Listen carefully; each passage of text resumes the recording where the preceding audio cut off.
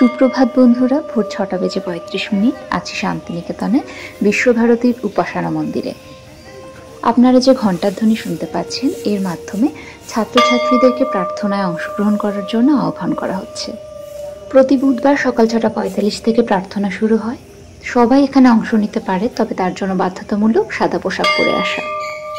সম্পূর্ণ সাদা পোশাকে না আসলেও আপনি বাইরে বসে প্রার্থনায় সামিল হতে পারবেন। বিভিন্ন প্রকারের তৃণলতাদি যে জন্মে তাহার শোভা চমৎকার, তাহা হইতে যে কত জাতি পুষ্প প্রস্ফুটিত হইয়া রহিয়াছে তাহা সহজে গণনা করা যায় না। দুটি প্রার্থনা পর্যায়ে রবীন্দ্রসঙ্গীত ও মূল্যবান কিছু পাঠের মাধ্যমে উপাসনা শেষ হলো। রবি ঠাকুরের উপাসনা গৃহের বিশেষত্ব হলো এখানে দেবদেবীর পূজার্চনা হয় না। এখানে মানব ধর্মকেই প্রাধান্য দেওয়া হয়েছে। ধর্ম বর্ণ নির্বিশেষে সমস্ত স্তরের মানুষ এখানে সমবেত হয়ে আত্মা দেহ মনের শুদ্ধি উপলব্ধি করতে পারে। উপাসনা গৃহ থেকে বেরিয়ে ছাতিমতলা যাওয়ার পথে থমকে দাঁড়ালাম। এই অসম্ভব সুন্দর ঝিরিঝিরি পাপড়ির ছোট্ট ছোট্ট গোলাপি রঙের ফুলগুলো পুরো রাস্তা জুড়ে ছিঁড়ে রয়েছে।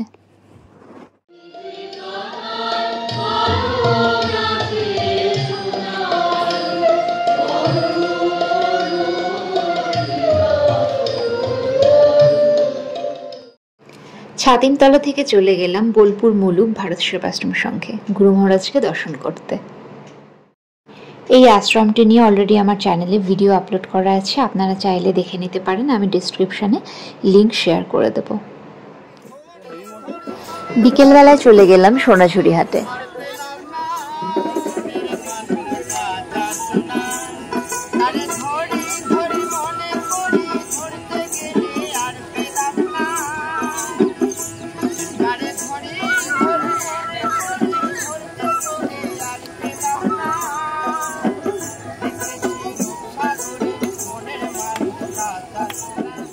সূর্যি ডুবে ডুবে এরকম পড়ন্ত বিকেলে সোনাঝুরি হাট থেকে বাড়ির উদ্দেশ্যে রওনা দিলাম।